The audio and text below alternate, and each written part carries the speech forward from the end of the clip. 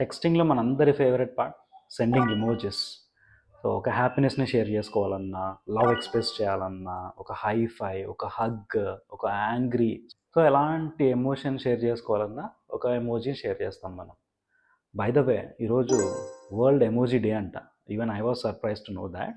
So, దీని వెనక చాలా పెద్ద స్టోరీ ఉంది. సో, ఈ ఎమోజిస్‌ని 1999లో ఒక జపనీస్ ఇంటర్ఫేస్ డిజైనర్ మిస్టర్ షిగేటాకా కురిటా అనే అతను ఆల్మోస్ట్ అరౌండ్ 176 ఎమోజిస్ మనం ఇప్పుడు ఏవైతే వాడుతున్నామో అతను డిజైన్ చేశాడంట. And there is also called ఎమోజిపీడియా.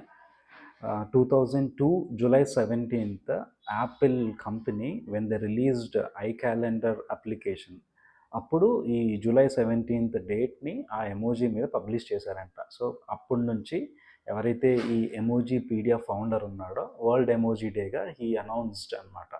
And ఈ ఎమోజిపీడియాలో మనకి ఏదైనా ఒక ఎమోజీ రియాక్షన్ కానీ వాటి స్టాటిస్టిక్స్ కానీ అర్థం కాకపోతే ఎమోజిపీడియా అనే వెబ్సైట్లో we can go and check there. అందులో lot of trends, games, quizzes available ఉన్నాయి.